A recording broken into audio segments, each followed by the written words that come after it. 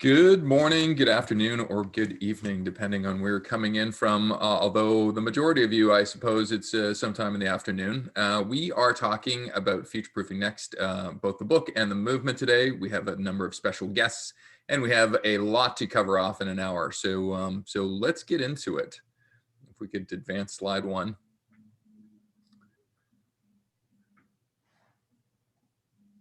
Thank you, Andrea. Oh, there we go. As we're trying to sort out our tech, I just want to say welcome to Africa. This is our fifth installment of what probably will be about 20 different events talking about innovation and the like. We've kind of represented you in hopefully all of the languages that are represented. If we've missed one, I apologize. Alex, you'll keep me honest on some of these too, perhaps. We're going to introduce our special guests shortly, but I do want to, if we could just advance slide. We are leading with the book. We have a book that is launching, but there are so many other things that we want to talk about during our hour together today. We're almost hatching a movement of sorts, so and hopefully we'll involve you along for the ride as well. We've got a pretty simple mission. I mean, some people want to be great at design or even kind of better at technology or innovation. We have a simple promise. We want both our clients, the people that collaborate with us, and in this case, just people that were on our webcast that may become more involved with us. How do we get you to better, bigger, bolder, and simpler futures? I'd love to introduce my co-host, as always, on these ventures, including co-author, co-venturist, Andrea Cades. Welcome. This is a great time to be with people from Africa. It's an exciting time for the continent, and we are super excited to be having a conversation with people about what it's going to take to get to the next level of getting ahead of the future. So thanks, John, and we're excited about the conversation. Wonderful. And it is interesting. A book actually got us together. We were both McGraw-Hill authors at one point in time in our lives, and now we've written our second book together. So as much as we deny our literary roots at times, Andrea, they always come back to either haunt us or co-create with us. So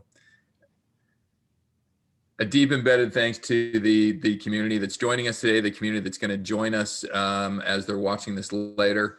We have a lot of questions, a lot of aspirations about Africa. And I think it's disingenuous for us who don't spend a lot of time in the continent to understand it. So we brought two special guests in for today's discussion.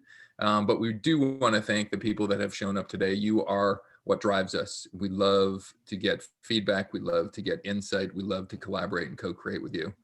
Andrea, any thoughts on Africa as we get started? No, I think one of the things that's interesting is it's always in the news. There's a lot of geopolitical changes. We call them tectonic plates that are changing in terms of alliances. I live in the United States. We are making some new bedfellows in terms of our relationships. We work globally. So one of the things that we think is super exciting is the youth, the excitement, the size of the population, the fantastic innovation that's going on, and opportunities for lots of co-creation and collaboration and partnerships. And that's why we're excited to be global. Wonderful. And as people are coming in, please do just drop your name in chat and tell us where you're coming from and who you are and what makes you tick, perhaps. If you're wondering why you joined us here today, we'll try to simplify it. We have three different things on our mind. We're creating a movement for a future beyond innovation. We'll talk a little bit about that. We want to get a much deeper African perspective and form for innovators, which is kind of what today is and what our special guests are all about. And then we're launching six things, I tell you, and we're providing you some ways to participate in those six things as well. So that's why we're here. And just very specific, I'll handle the first set. Maybe, Andrea, you want to handle the second set. We have a book. It's coming out. People still read, apparently. And it's coming out March 1st, hardcover March 5th, which is World Book Day. We have a Futureproofing Awards program where we want to recognize the best in the world that are getting ahead of the future. And so those awards will be June 8th, but we'll have a webcast on March 16th. And we have, with great fanfare, launched our first executive training venture. This is for executives, it's innovation, and our first cohort starts on March 26th. We'll talk about a little bit about that later. One of the things that we really like to engage the community is to have dialogue and conversation. We are learning as much as we are explaining, teaching, and sharing. And one of the things that we talk about that you'll hear over and over is that our 4 pillars are see differently. So see, learn, decide, and commit. And so with that spirit, we really look at our community that way. When we see, we want to see with new eyes. We want to get rid of our biases. When we learn, it means that we're going to be learning a lot today about what's really happening in places we have been and haven't been. Deciding is how we as a community and people who are trying to make things better in a really crazy world right now, how do we decide where to place our bets and where to put our attention? Where does society need us the most? What are the big challenges? And then commit. And this is something that Sean and I have started talking about more openly. And I know when our guests talk, we'll talk about this a lot. There's so many ways to innovate. There's so many ways to add value and so much responsibility to societies. However, if we don't commit, with our hearts and our minds, we'll never really get there. So we are looking to engage people. We can never handle getting these messages out to the world by ourselves. So we have these salons where we learn actively together, and they're really creative, and we engage in a really exciting, dynamic way. The second is this Futureproofing 66, and that's ambassadors. We would love to come out physically when we're allowed to again and visit with communities and share and learn. We also would love for you to be ambassadors and teach us what you've done. And the foresight ventures, we're looking to have our finger on the pulse of change. And so these foresight ventures are a way for you to help inform our initiatives around what used to be called research. Now we actually view it as sense making, future proofing, all of the ways that you can see emerging signs of change and figure out what to do about it. And I think thematically, every single one of these different innovation groupings that you see on the left have had their day in the sun, and they're all valuable, and they've all reacted to a certain world. We're dealing with a different world right now. It's much faster. It's much more chaotic. It's much more sophisticated for a corporate innovator or any innovator out there. And so we believe we've minted both a book, but also a movement and an argument for the 2020s this decade. So now I'd like to welcome Alex Tsado, and I am a big fan of Alex's. He views himself as a leader. I view him as a visionary. He is also a fantastic spokesperson, and as founder of Alliance for AI, and I'd like for him to also correct what we say about him. He's a person who solves real problems, and for people listening on the podcast, we'll actually go into this a little bit more. It's both for technology as well as business. Right now he's with Bain, but also works as a very important thought leader for technology and innovation initiatives, and he'll tell us more about that. He's worked with Nvidia, Cloud for AI, HPC, Futuristic Graphics, founded this Alliance for Africa's Intelligence. So we'd like for you to talk about a little bit more about your background, Alex, so that everyone in the community today can learn more about what you're about and what your perspective is right now on Africa and innovation. So Alex, welcome. Thank you very much for the introduction, Andrea, and it's a pleasure to be on the call. My background, I started pretty humble backgrounds from the streets of Benin in Nigeria, right? Very humble backgrounds to the point where now I have been blessed to play a sizable role driving the adoption of artificial intelligence across the world. And then Africa, right? So you talked a bit about my role at Nvidia. Whilst there, I helped launch and drive the adoption of the most important technology to artificial intelligence, which was the GPU hardware. It's the accelerator that made artificial intelligence cheap for all the players in the world. So the Googles, the Microsoft, and any company, the GPU made it cheap enough for them to drive and grow their business. And so I worked to put that on every major cloud, from AWS to Microsoft to Alibaba in China. And that started to support thousands of startups across the world. But then in addition to that, then spun up a nonprofit called Alliance for Africa's Intelligence, or Alliance for AI for short, which founded 3 years ago, became an aggregator of sorts of all the key players of AI in Africa. So they're in one place for decision makers to find them, and for users to find them, for investors to find them.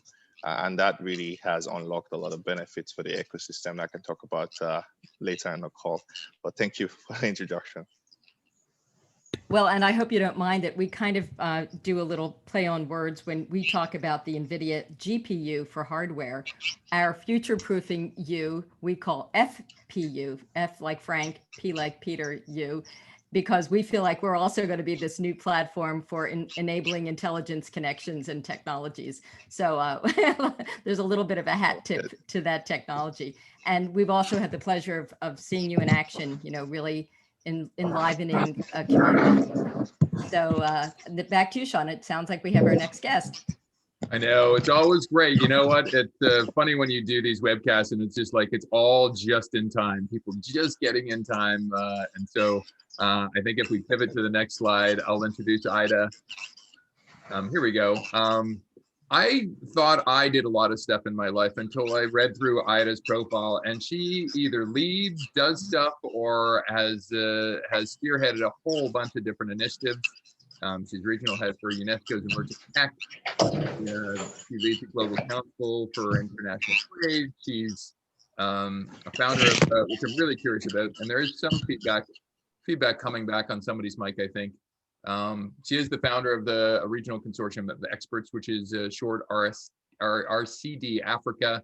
What I love to see too is she's president of Women in STEM Leaders Network, so trying to get women more into STEM and hopefully innovation, and certainly has a wide range of interests. So Ida, if you're there, welcome to the call. Thank you so much, Sean. Can you hear me? I can, yes. We're always on the little tight wire of trying to get people onto our calls, right? So we're here, we're live. Absolutely. Thank you so much, Sean. It's a pleasure. And of course, Andrea, I mean, your communication is just on point. So I really have to say that. Perfect. Wonderful. We're going to dive deep into about 3 or 4. Happy to be amongst people. Okay, yeah, so thank you everyone, and I'm happy to be here. So yes, I think everything has already been said by Sean. And yeah, I'm here just in case we need to amplify the ecosystem, especially when it comes to Africa, when it comes to startup innovation, and when it comes to women in STEM. So do reach out as we continue in the session. Well, we're going to get right into it. I think it would be foolish for us to dive into our own selfish stuff before we learned a little bit about Africa. And I pulled some stuff together. You guys can tell me if it's fact or fiction, okay? 59% of Africans believe their future will be much brighter over the next 15 years. And if you compare that to all the other geographies in the world, you're the most optimistic continent in the world. What is the rationale for this? We need to understand. Alex, do you want to have a first go at this? Yes, there's so many factors that are driving this. If you look at Africa decade to decade, you find a lot of progression in terms of how the cities and the countries have gotten governed, right? And every 10 years, we find a new phase of a new group of almost like the leaders at the top, the presidents have kind of remained the same for like 50 years. But beneath that, you find like new leaders in terms of business and getting more power. And as they get more power, they unlock new opportunities for their groups. And in the next 20 or so years, I mean, those presidents that have been around for 50 years, they should have kind of outlived their time, I hope. And then we get that new phase of leaders. So that's one. Number two is in terms of like technology. So you have 4 key pieces there. There's connectivity. There is increased financial activity through mobile banking. And then you have the third one, then you have disruptive technologies like blockchain and AI playing a role in unlocking completely new markets. And then the fourth one is education. There's been a lot of innovation around education, unlocking new platforms that help unlock new curriculums to the people. All right, the current traditional universities have tended to stick with curriculums that you could say are like 4 decades old. But with the new platforms, people are finding new ways to access new information, and that is helping them create better lives for themselves. That's Well great. done. Well, let me ask Ida the same question. So, and also I'd like to double click on that, Alex, in terms of the education, because you maybe unhumbly should be less humble because you're involved in some of these initiatives. Which one of the 4 that you just named have you been involved with? The last 2, so the AI part of in artificial intelligence and the part in education, right? With artificial intelligence, I mentioned earlier, we helped aggregate a lot of the players on the platform. Think about the startups. We created the first map of 70 plus startups on the continent that do AI. After we published that map in the summer of 2019, large organizations like the UN, the Rockefeller Foundation, decided to reach out and try to contact these companies, right, and start to invest in them and leverage their services. And on the flip side, you then found young kids starting to discover this map and these companies and learn and get inspired that, all right, AI is getting built in Africa and they can try to do it themselves, right? So it was with that we started the other program in education where we created this almost like a playbook for people to form chapters or clubs within their universities, where they set a space for folks to come and learn about disruptive technologies and how to use them to solve problems that actually affect people's lives. So you can say AI for good. Super And helpful. that's what I've been doing. Super helpful. So Ida, let's ask you, what's your thought about this notion of this optimism? 59% of Africans believing the future will be brighter. Thank you, Andrea. Yeah, I think it's pretty optimistic. But then again, it also shows how optimistic Africans can be, and that's where we had the term Africa Rising being such used phrase. But let me just pull you back to understand that optimism and an enabling environment are 2 different things. So it's one thing for Africans to believe probably that things are going to be brighter, but it's yet another thing to operate in an environment that supports you as a startup or entrepreneur, politically, economically, and socially. And that's why we have to just keep on pushing, because optimism is a state of mind, but it might not really be realistic. And for startups and entrepreneurs, we absolutely have to be realistic. Thank you, Andrea. That's a brilliant ad, and I think that it'll segue into our next slide. So this notion of innovation in Africa, will this be Africa's? And let's start with you, Ida. We'll continue as well. Yeah, actually, I'm very excited to see this because that is just the very same thread that we were on. And fine, I think for me, when it comes to collaborations, Africa just has to be very strategic. And the reason why I say that is because everyone wants to come to Africa. Everyone wants to look at it as an emerging market, and everyone wants to create a space for themselves, because you can see that the large population is going to keep on increasing, and that definitely means consumers, and that means money. So this is just very simple economics.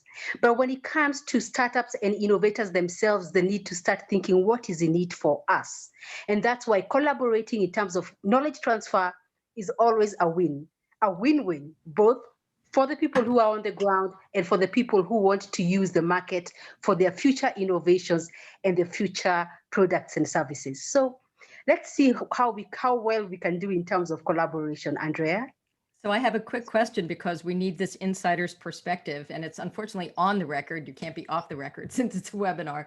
But we're really interested in these geopolitical forces, and from the outside, we always hear about China, India, Africa, that there's going to be big movement politically in terms of what we call bedfellows, people you can trust to do business with long term.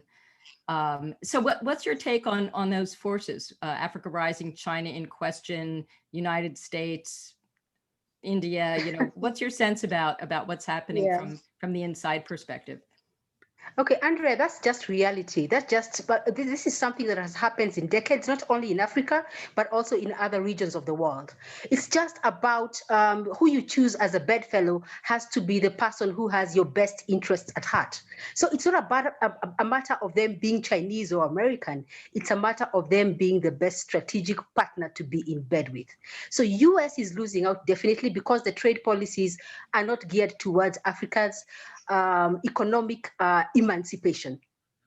So when China comes in with a better deal, or even India right now, then definitely you can see the political powers choosing to turn towards these new opportunities. And that is why trade is taking a huge shift and the East is winning. I'm sorry, Andrea, I just have to say this because it's just a matter of pure diplomacy and a matter of communicating your interests and making sure it's win-win and not only one side winning more than the other all the time. Love that perspective. I'm going to turn to Alex because you actually gave a speech recently where you talked a lot about talent within Africa and the shift in mindset around outsiders being, quote, experts versus insiders bringing the talent and the capabilities. Do you want to address this notion of the economies from your perspective? Yes, I can. We're starting to see, even though slow, but important shifts where you're finding more African innovators being the ones called on to solve problems, right? Not enough, but it's starting to happen. It really did start happening, by my view, through countries like Rwanda. That's but yes, value relationship with foreign companies, but definitely enable and empower their local entrepreneurs to be the ones at the forefront of solving problems. And when they solve those problems, they help them expand to other parts of the continent. And then you started to, I always joke that before Rwanda really started to gain more prominence, when you attend these government meetings and you talk about an idea you have, it's poor, but the question that would be asked is, has America done it yet? And if your answer is no, then they'll say, okay, it doesn't work. But now you're starting to see other government people saying, has Rwanda done it? And if it's yes, okay, we can try it out. So that is beautiful. That's great. There are many forces that you could say will fighting against this next decade being Africa's decade, right? But then on the positive side, I really look at technologies and actions that enable completely new markets, right? I think what's his name now? I forget his name now. He talks about market creating innovations. So connectivity, I mentioned, mobile banking, these things are unlocking businesses and jobs for many people. Just one stat before I pause. I believe the GSMA quoted that the connectivity has created over 4 million jobs on the continent, and that a 10% increase in digitization leads to about 1.9% increase in GDP. That's twice as fast as any other parts of the world in terms of like what an increase in connectivity can do for the people. And so these are make me quite confident in the next decade. Sean, back to you. I love the fact that people are just volunteering their own observations in the chat. Please keep doing that. That's amazing. I have one further question. I've gone about 12 months now without a really good haircut because of COVID. So this is a homemade job, so it's horrible. Alex, you seem to have solved the problem here with your short to the scalp. But on a more serious note, there's been a number of articles that said either COVID has set Africa back more than others, and there are others that said no. In fact, Africans have been one of the most nimblest populations to actually react to COVID. I'm curious to know, we're about, at least in my part of the world and probably yours, about 11 to 12 months into this whole pandemic that we're in. What's your observations coming out on the other side of it now? Or maybe Ida, we'll start with you. Okay, what I've seen personally, but you see, I'm in the tech space. So for me, I've seen it happen firsthand. It's not just about talk, it's that most innovations actually happened during COVID. And this is because the situation forced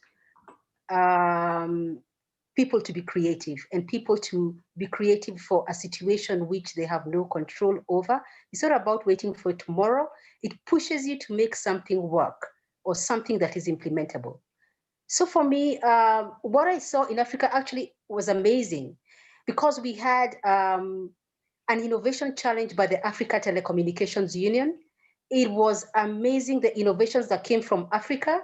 And this was done in collaboration with the ministries of ICT and innovation of all the countries in Africa, because these are all members of the Africa Telecommunications Union, which is also a member of the African Union. So it's actually the arm that deals with ICT matters. And for me, being a key partner, I witnessed myself, the innovators, not only coming up with something that is exciting, but something which is workable and something which can be tested immediately. And the feedback was excellent. So apart from those other times that we used to support innovations, we had so many innovation challenges. We had hackathons for so many years. This was a time when the rubber meets the road. If your innovation is not working, if people are not responding immediately to your innovation, then you're out. Simple as that.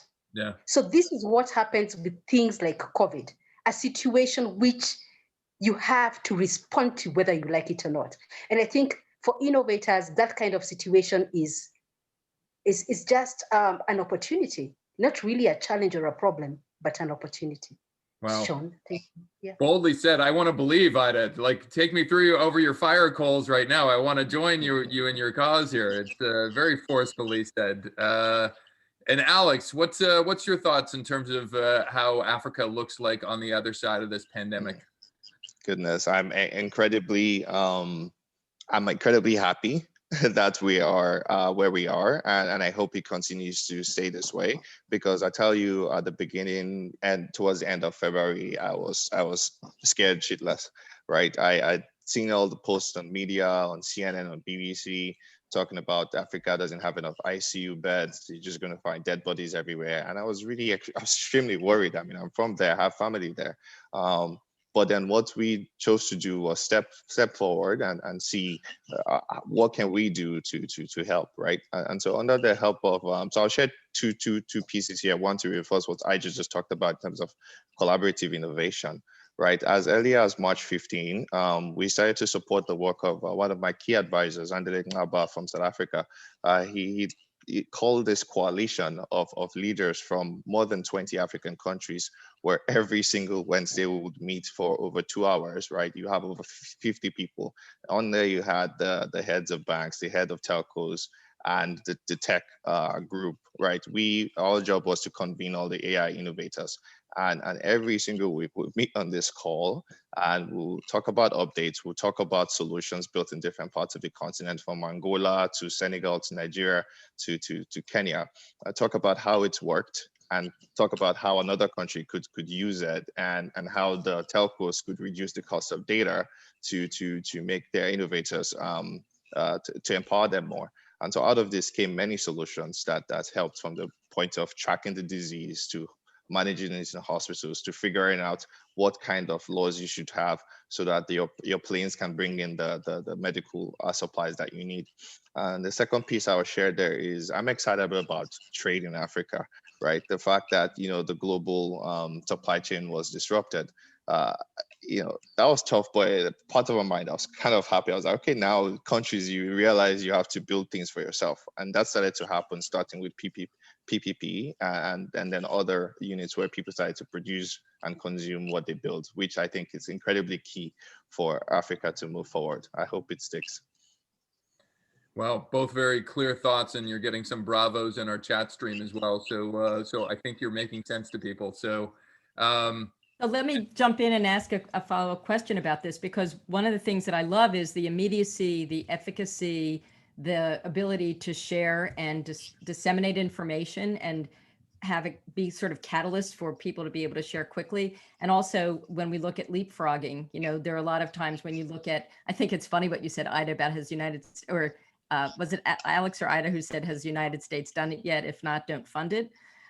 because it's actually the opposite. We look, especially when we were working in telco years back, and there were so many leapfrogs that happened because people were not prevented from, kind of challenged because they had the infrastructure. They could leapfrog to mobile applications in ways that were really refreshing, and that was a big idea, rather than saying, who's done it already. It's who hasn't done it yet. So I'm curious about what everybody views, and we'll start with Alex and then go to Ida. Just the quick one, in terms of biggest challenge, biggest opportunity, and maybe just take a minute to be on your soapbox if neither of those topics is what you want to describe. Here we are, just hearing the power of connecting and the power of sharing information and disseminating information. And also, I think, Ida, what you said about the urgency of the moment, whether it be COVID or something else, like boom, you either get it done or you don't get attention. So what would you be on your soapbox about right now if you could really share something you think we might not know about or you think is important to talk about? Yeah, Okay, I'll start with Ida. Yeah, go ahead. I laughed so hard that my computer fell. I think no, that's excellent question, Andrea. And definitely when we have discussions, we have to talk about what are the opportunities that exist, because otherwise, where are we coming together? We are all experts in our areas. We all have the track records, but something brings us together, and it's because the collective knowledge can sort of translate into a clearer picture. And this is why we always have to come together to discuss these things. Now, for me, definitely health. When you look at innovations around health, that's a no-brainer, because everyone is looking at that. And not only the World Health Organization, but we are talking about private sector on the ground needing to pivot in order to have responses that deal with health or health issues, or even health providers at the tips of the fingers or at the tips of the consumer's hands. So that's not only for the private sector, but also for the public sector, because the public sector is charged with providing solutions towards health. So that is one area that, yes, is a great opportunity, not only because COVID has already had an impact, but because it has shown everyone that we must be prepared. You do not have to sell anything, any innovation that gives something concrete, a concrete solution towards, for example, what happened, because we all experienced it. You don't have to pitch. That's powerful, yeah. It's no brainer. Right. No, you don't have to pitch. Yeah. So definitely that's in. Another one is food security. Food security and agri-tech are not going to be big, they are already big. It's because I'm in the ecosystem. I know what's happening behind the scenes. I know how large organizations already have the funds for these things. So if you're looking towards innovations towards food security, agri-tech, you have the World Food Program, you have the Africa Development Bank putting in huge amount of resources towards supporting innovations of this kind. And I don't mean taking equity, I mean giving grants that go beyond the testing, the break-even period, to the part when you have already gone to market. So that's incredible. That's a big idea. It's a big idea. Absolutely. This could be one more hour, because there's so much more that I'm actually interested in terms of how things are funded, this notion of equity. I live in Silicon Valley, and so this notion is venture capital a way at all, and all the new ways that people can invest in these things. But that'll be our part 2. Let's hear Alex. What's on your soapbox in terms of the biggest challenge or opportunity? What do you think you really need to put into your megaphone? There's so much of it, and so as Ida was talking, I was trying to figure out a framework to approaching it. Right. I think of like dominoes, right? The whole domino theory, where it's like what's the first domino you push, right? You push like a small piece of pallet, whatever, then it falls and hits a larger one that hits another one, and eventually you're pushing down the Statue of Liberty, or like the tallest building you have, or you're climbing Mount Everest, right? So it's like, what is the first domino you push?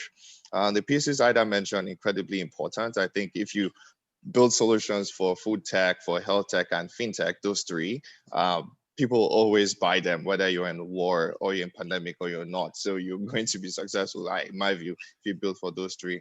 But then my dominoes that happened before then, if you allow me, I think of people attack governments first, and I don't think governments places develop because governments get better and get good. I think governments get better because the people got better. The people believe in themselves, then they're educated enough to go and be successful, and then they create the forces that push the government to move in the right directions. I think I've seen this across the world now as I do a lot of my geopolitical studies. And so that makes me to then be most excited about two groups in Africa. First is like, I'm seeing the rise of a new class of storytellers who are beginning to tell the real story of Africa's heritage and getting its people to believe in themselves. And then on top of that is a new group of folks in the EdTech space who are building new platforms people are using to now learn more about themselves and learn more about technology, learn more about the business world. These are mostly early days, but it's showing rapid growth over the last 2 years that I really do hope we on the call continue to support them as they do their work. That's great. So Sean, let's go back to you and advance to the next thought. Well, I think, yeah, we could go like 24 hours on a lot of these topics. This one in particular strikes me that if we got 54 countries all represented as a summit, like we could go for like a full day on this one, perhaps. We're going to pivot very quickly because myself and Andrea have worked probably the last 3 years intensively on trying to figure out, both at a country level, at a corporate level, at a startup level, a scale up level, and everything in between, what is this argument for the future? And we'll zip through these really quickly. I think Andrea will have to, just because we got to get in under the hour. So I'll tackle the first 6. I think we've produced and are launching a book on March 1st. This is what it looks like. And I'll tell you at least the first 6 reasons why. Here we go. Next one, Andrea. I'll tell you at least the first 6 reasons why I think it's something worthwhile for the audience today, the people that are listening. We call it a future beyond innovation. And we think there's an argument to be made that said innovation's had its heyday, but it does have a lot of baggage nowadays, and that we're trying to paint a world both in terms of an argument, a field guide, a playbook, and a resource bank for a future beyond innovation. So there's chock full of assets in there that are going to help. And next one, Andrea. We recognize it's a totally different world. And if you look at agile or design or anything that came before us, it was usually in response to what the world was doing around us. The pace in the marketplace, unrelenting customer demand. And I love what our panelists had to say about just a broader set of characteristics around, whether it's getting the best bedfellows or looking at agritech and health tech. It's really a cultural expectation that says business must do more. And it's all set against the backdrop of COVID. And how do we come out a little bit more nimble? Number 3, we're really looking at this as not innovation anymore. This is future proofing. And we've looked at 30 different planks of change, innovation, and transformation, and kind of buried it into the 244 pages that is our argument. So it's a very broad view of what innovation can be.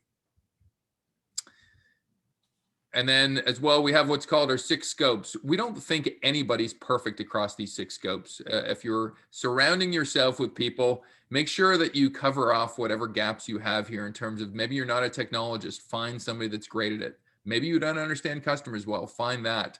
But we do think that the best innovative companies in the world have a good balance of these 6 different scopes of future-proofing intelligence.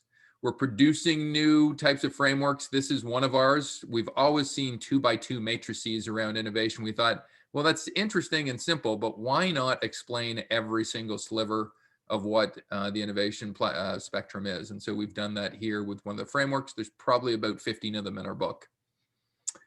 And then finally, we have tools. We have tools for practitioners and change agents that people can use. We have 18 canvases. We have 36 tools. These are what they look like. They're colorful, and they're based on some of the best practices of companies that we've studied. Andrea, you want to tackle the next 6? Yeah, so then there are other 6 that are really foundational. And I really love what Ida and Alex said, because we are big on having this be global. We feel like everyone in the 2020s, we're dealing, as Sean said earlier, with tools that just weren't made for today. So if we look at anything, the future of work, the future of finance, the future of health tech, the future of travel, the future of anything basically is based on something that's dynamic. And so how do we stay relevant? And we call it perpetual refresh. How can we see the signs of what's to come? And number 1, catch up, not give up. So you don't say, oh my gosh, this is so confusing. It's complicated. We can't do this.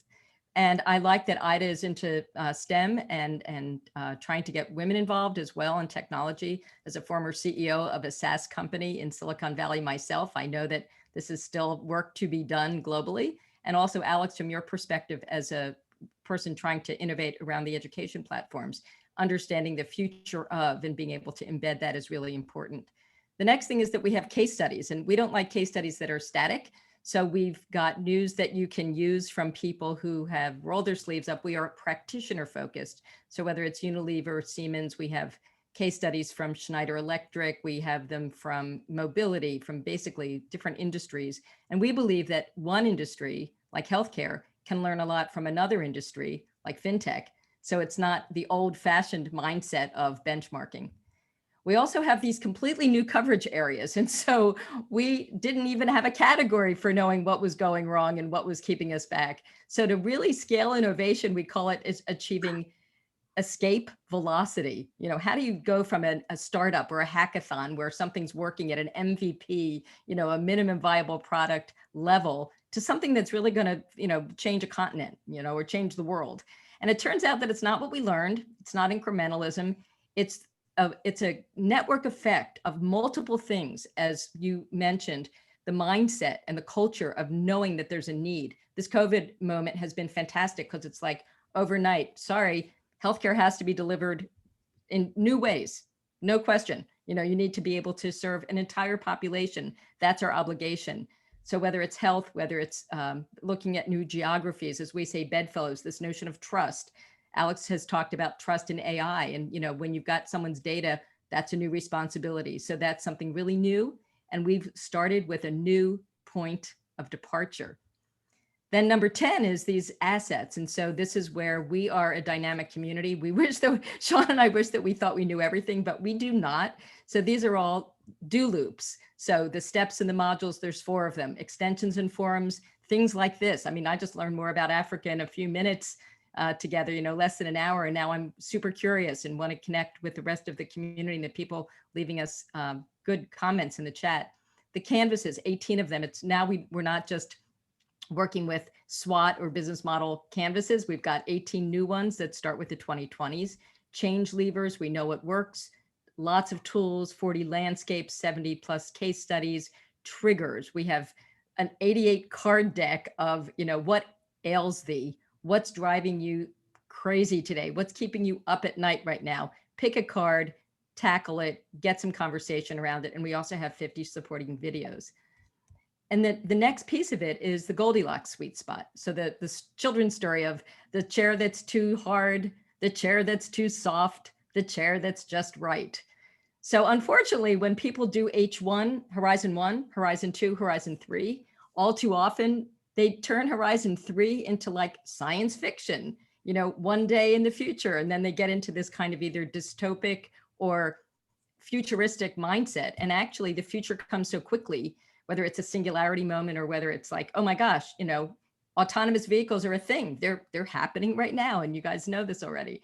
So whether it's the outlook in terms of now we're 25 years out, whether it's flexibility to go standard or custom, whether it's left brain, right brain, how much data versus how much fresh, ambition and stretch, do you want to do massive change? You actually don't need to. I think Ida said something really important about change logistics and infrastructure. And Alex was talking about supply chain. They don't get a lot of love sometimes in the innovation world because it's not, quote, sexy. But boy, a lot of infrastructure projects have made huge global world changing impact. And when it comes to range, same thing. You know, we get a lot of love for coming up with ideas, but it's actually the tough stuff is in the middle and the end. How do you get people to fully commit and bank on your innovation? And I think the last thing is number 12, which is it's a market tested field guide. And so we've actually started with what works. It's kind of a crazy idea. We wish we were so, you know, kind of proud of ourselves that we thought that it was just our ideas in a vacuum. But we looked at 50 countries it's worked in. We've worked with 200 clients. We've learned from 250 future-ready organizations, been humbled by many, by the way. We have 25 foresight studies that are longitudinal. And then we have all these factors that are really what we now call future readiness factors. And we would love to be able to actually partner with people in Africa to integrate them into the communities, into the education, and into the infrastructure. And so it's a book. It's going to be launching. It's got a whole bunch of different online assets to it. It's designed as 122 colorful, design-friendly pages with some prose opposite. And we'd love, and now that we've got you into our world, hopefully we'll be able to send stuff to you. And also we're going to add an extra to the mix at the end of our discussion and presentation today. So I thought maybe we take 2 minutes on this one really quickly, guys. We'd love your thought in terms of just when we look at business in Africa. What is the lever pull that you would go if we could only do one thing to make it hum a lot better and create more impact? What's the one thing that you would point to and go, please, over the next decade, let's do this? And Alex, maybe we'll start with you. Quite biased to the education space. In my view, it's businesses getting more involved in enabling and empowering and educating the people that work for them. Today, my experience is, well, for my cousins who keep applying for jobs, they apply and then the job says they want 10 years experience, right? So what space do you have for people who just graduated from university? That's one. Number two, the universities are mostly not teaching what the businesses need to actually succeed. So I've then on the flip side found really incredible organizations like, for example, InstaDeep is an AI startup that decided, all right, they're going to take graduates from their local university and train them for 6 to 9 months on how to innovate at the level that they require. And with that model, they've now been able to build some of the strongest engineering units in Tunisia, Nigeria, Kenya, and South Africa, where they now have these AI researchers that are rivaling the likes of DeepMind. And by the way, DeepMind is the #1 AI company, research lab in the entire world. And so you have InstaDeep rivaling that and collaborating to work on what is now the COVID vaccine the world's using. So an African company actually contributed to that, and that's huge. And I think it all started from them being part of the education and creating and enabling the people that they need to operate at that level. So extremely cool, and certainly we don't even hear about that as much as we probably should have up in kind of the Western world here, Alex. And Ida, if you were to choose one thing to that make real headway on, what would it be? That's quite a tough question because there's so many things. You know, being in this space means that you're constantly at work. You know, it's constantly moving, it's constantly changing, and not one thing is holistic.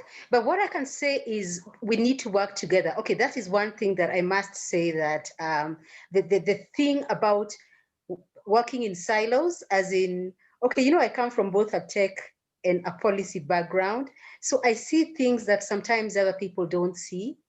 I mean, I am an innovator myself. I know the pain. I have built and exited companies, which are actually very successful. But the pain of it is something I would not like to repeat. Now, what does that mean for the entrants, the new entrants that we are mentoring, and some of them that we're trying to create an enabling system for them? It means that they're getting into a place where it's so tough sometimes that even to move ahead one more day is really difficult. So we have to work together. We cannot say, innovators, build your own hubs and have your own communities the way we used to have our own communities, and we learned a lot. But now we have found that we have to work with policymakers. This is government. we have to look at, if you never understood something like fiscal policy, which is tax, you better start understanding that now, because it almost cripples the entrepreneur even before they can get their really, really good, a good solid grounding. And it's one of the areas that are very frustrating. So let's be realistic. And also finally, let's work with others like international organizations. Let them not create their own hubs out there, because the people who have already done the groundwork, why reinvent the wheel? And then we have your case studies. I'm so excited that you didn't write about your own opinions and your own thoughts. You brought in what you have and you consulted with the global community. I mean, kudos, well done, because that's the way it's supposed to be. Thank you. Well, and I'll put in a little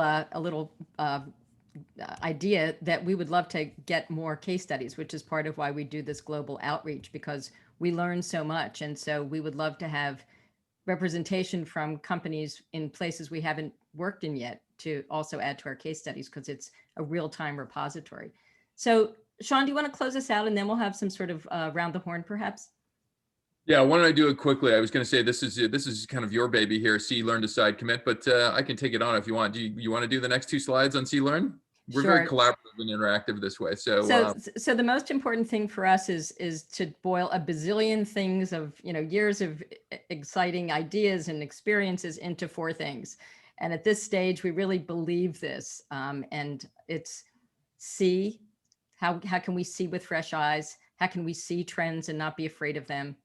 Learn, and I think both of you have talked about the importance of not just having buzzwords like blockchain, machine learning, but what is the power of these new technologies? How can we master before we discuss buzzwords? Decide, if there's lots and lots of fantastic ideas, that can be really crippling. I think that's a really great word, Ida.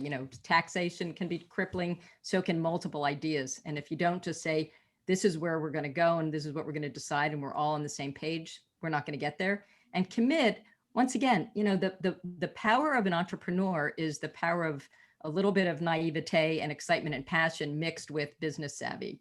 And so what can we do? And COVID helped us.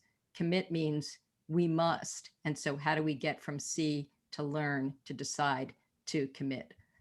And the final part of this is that our entire process has led us to this, so that there's a sense of continuity and drill down on each of these concepts. And if you want to see it bigger, it goes bigger. And if you want to boil it down, it's see, learn, decide, commit. So back to you, Sean. Yeah, why don't I try to take us home, and maybe we'll be able to squeeze in a couple of different questions at the end. We'll skip through this. We'll skip over this slide and just because we really want to involve people, and particularly people that we haven't talked to before. And so that may be people joining us today or listening. I'm going to zip through real quickly 7 ways to get involved in our movement. First of all, we're doing these every month. So every month we're going out to a different part of the world, talking about our book, talking about these things. And I threw on the next slide, probably the geography closest. We're going to do our Middle East launch on April 13th. So if you have people in those regions on the outskirts of the Middle East, please have them join us. Secondly, this is our proud baby. We are taking everything that we've learned over the last 3 years and probably over the last 25 years, putting it into a 4-module course, and it's starting March 26th. It'll all be digitally delivered, which we now have to. And so we'd love for you at the following URL to join us. And one piece on that is that it's actual coaching. So it's not digital like Udacity lecture. We just look at it and see a video. It's us with one of our colleagues who are going to coach teams and meet everybody. And it's a very much a high touch and high tech experience. We do a monthly webcast and podcast. We have one coming up on the 23rd about something that got huge traction. We probably got over 100,000 hits on our LinkedIn on corporate innovation archetypes. So join us. There's a schedule online as well. We have Futureproofing Awards, and this is one area where my hope is there's some African nominees on here. So if you have kind of an interesting company that's got ahead of the future, we want to know about it. Alex, you brought up one of the Tunisian companies there today. We want this to be a truly globally representative thing. We are launching these on March 16th and getting nominees, and we're awarding people on the 8th. we're launching a whole bunch of different foresight ventures. We launched Emerging 30 Technologies, and 3 will follow. If you want to join us and truly collaborate with us, please get in touch with us. And when in doubt, always hello@futureproofingnext.com. And the next one, Andrea.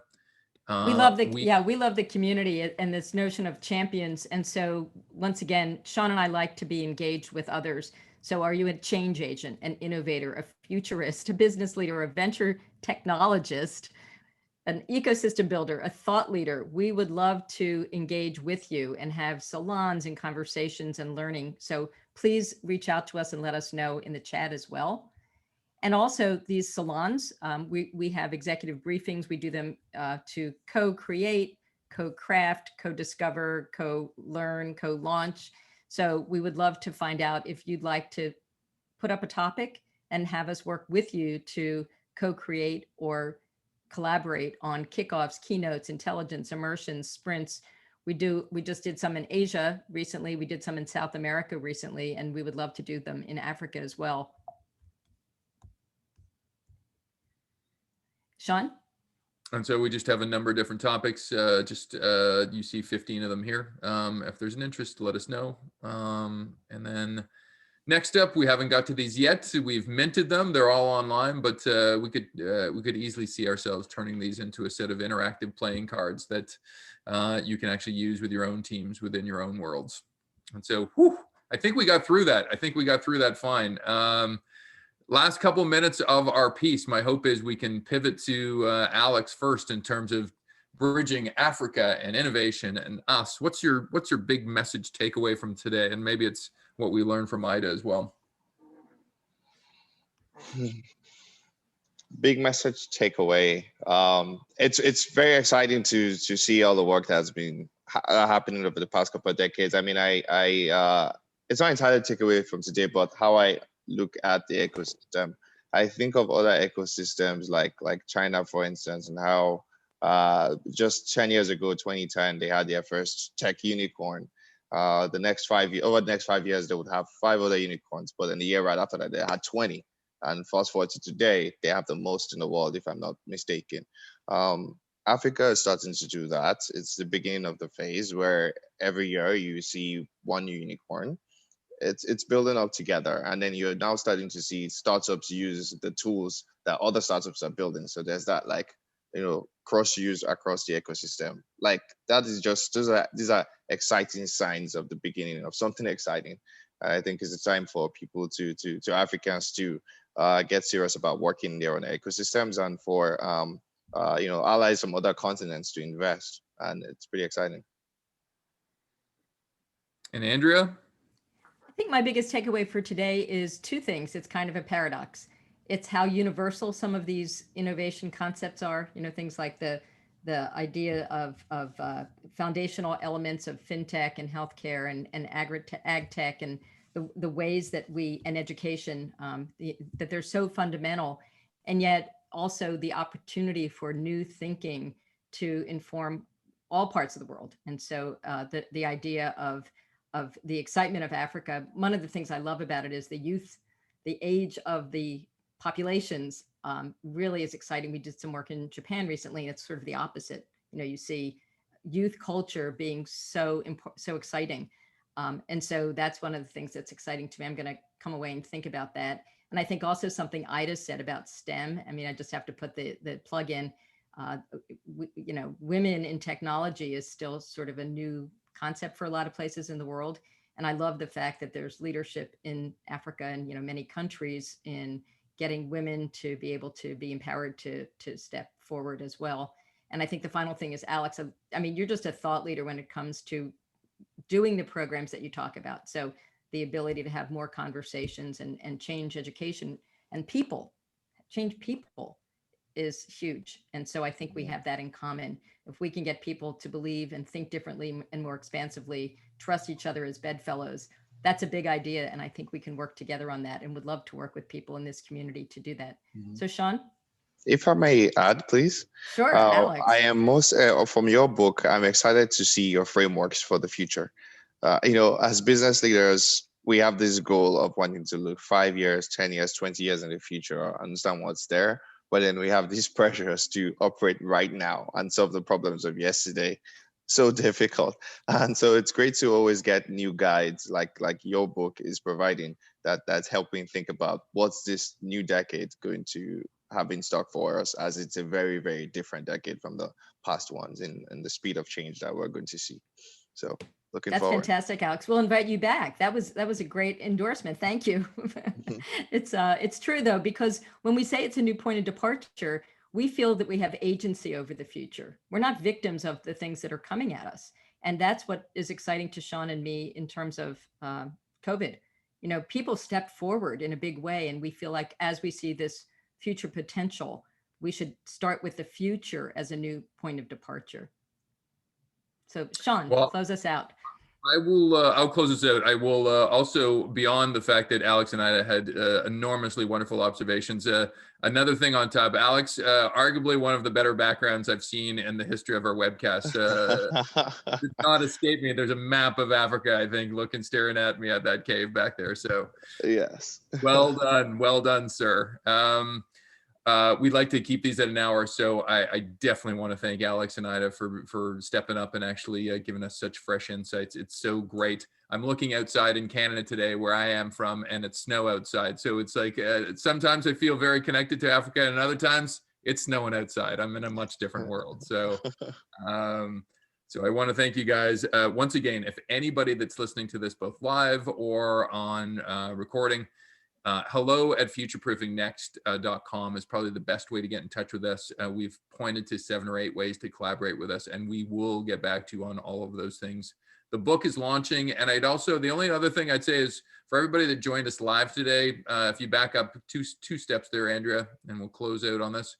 You know, we have come up with the 300 little tidbits of stats and evidence about the future, and we've put those into our 4 different camps of see, learn, decide, commit.